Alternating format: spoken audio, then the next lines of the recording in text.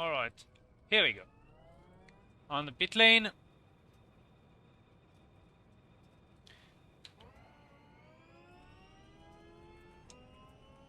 Pit limiter exit. That pit exit is actually quite tricky. You're not allowed to go more than 2 wheels above that line onto that corner. Same one. That one is quite tricky, and you want to rejoin the track as fast as you can. So here we go onto the track. So turn 3 is quite impressive. It's definitely not one of the first one you're going to take flat out. So you would lift a little bit. Was a lot of understeer on that car. Turn 4 is the first one you're going to do flat.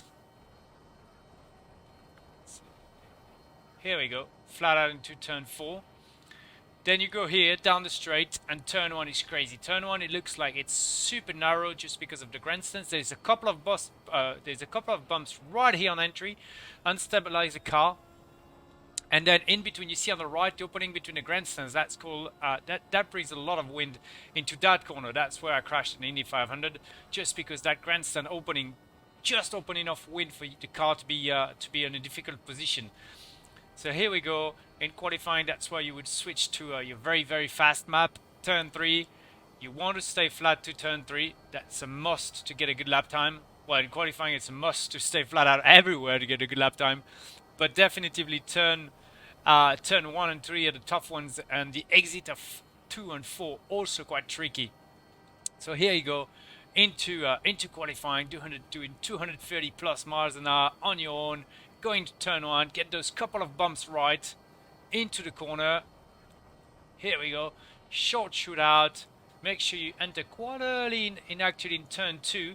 You've seen the curb comes really late, so you want to be there on the apex, and then you slide flat down the straight. You hope that tailwind is pushing you so you don't lose time, and you get to turn 3, and same thing, you want to find a perfect turning point so you don't put too much steering input.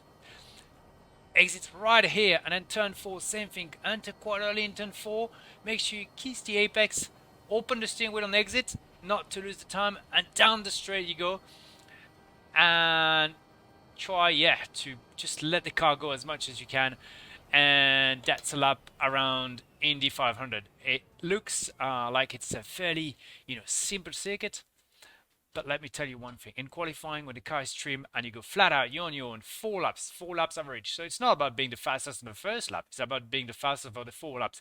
It is quite something. And then in race, playing with traffic and momentum and slipstream, it's pretty cool. So you're going to enjoy watching the World DX in Indy 500 or at the Indianapolis racetrack.